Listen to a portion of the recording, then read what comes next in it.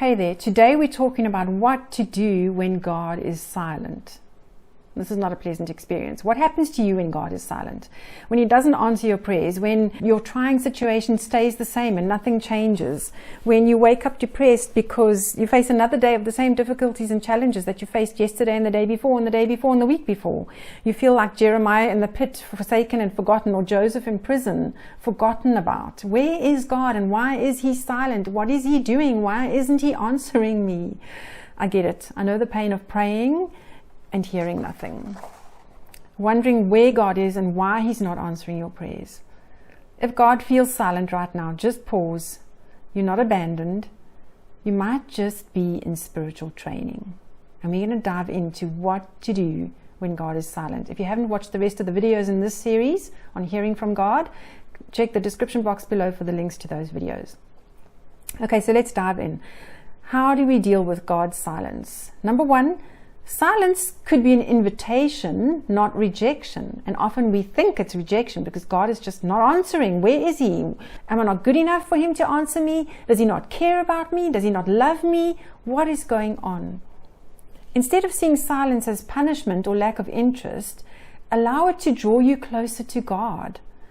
He may be inviting you through His silence to seek Him more, to press into His presence, to desire Him more than the answers you're wanting. Allow that silence to pull you closer to God instead of driving you away from Him. Silence doesn't mean absence. Sometimes God is preparing you to hear Him more clearly than ever. So instead of seeing it as rejection or silent treatment, see it as an invitation to press in closer to Him. See it as Him drawing you. Come, child, come. Number two, God is teaching you some important spiritual skills. And those are things like trust and patience, which result in maturity. I believe that as part of the Christian experience, to go through periods of waiting and feeling like God is silent.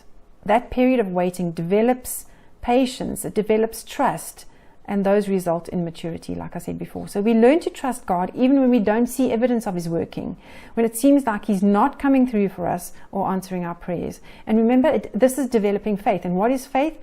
Hebrews 12 verse 1 tells us, and faith is the evidence of things not seen. So when you don't see God working for you, this is the time to build faith, to develop faith, and to work on trusting God and what He has said in His word and who He is, not just what He does for you. Number three, silence often precedes direction. So silence can either drive us away from God or it can drive us closer to Him. And instead of seeing it as withdrawal or punishment, perhaps God is getting your attention so that He can speak to you more directly and give you guidance. So He wants your attention. Attention. I don't know about you, but if I remember when my kids were young, if I spoke quietly, they listened better than when my voice was loud. And sometimes that still small voice, sometimes we need to get, God is trying to get our attention so that He can whisper to us and really have our attention so that we can listen. Silence can be a way of getting our attention on Him so that we truly listen when He does speak. Instead of getting mad at God, we can draw closer to Him and seek Him more. Just because God is silent does not mean that He's not doing anything. And just because you don't see God doing anything doesn't mean He's doing nothing. It doesn't mean that He's not working on your problem and that He's not answering your prayers. Point number four, a reason for God's silence. It could be that God has already given you instructions and you haven't followed them yet. In my experience, God very often withholds revealing the next step until we've obeyed what we already know. So you may be asking God about something that He's already spoken about in His Word. It's already clear in His Word. You don't need personal interaction or personal directions from God because it's already as clear as day in His Word. So go back to where you last saw the light and obey that instruction. God is not going to give you more light if you haven't obeyed or stepped into what He has already told you. Quick recap and some action steps.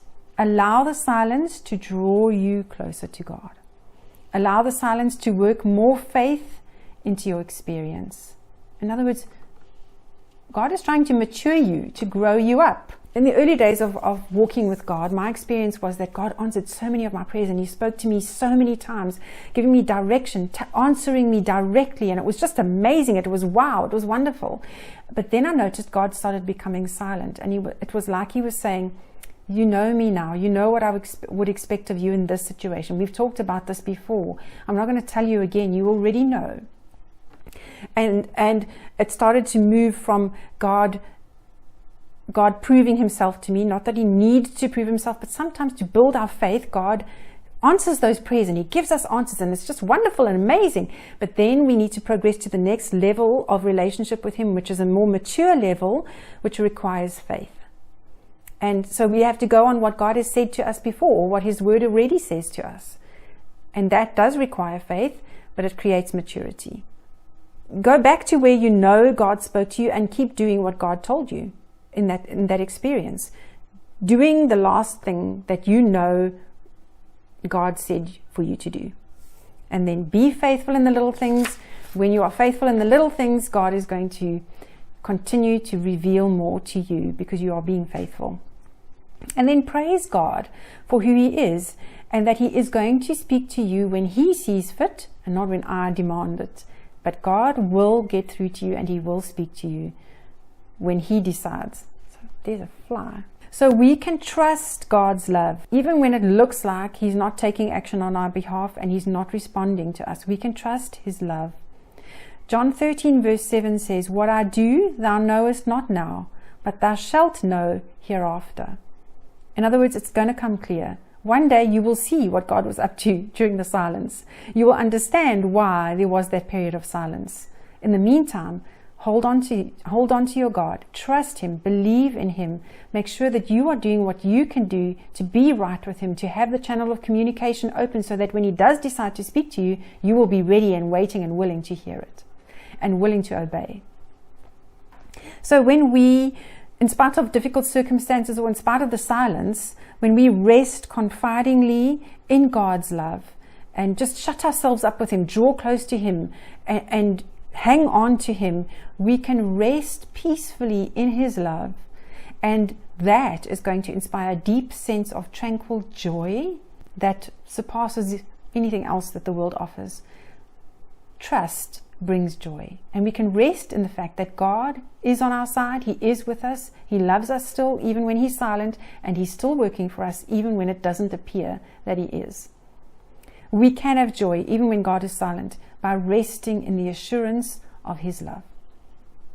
Don't forget to click on the links in the description box below to watch the rest of the videos in this series.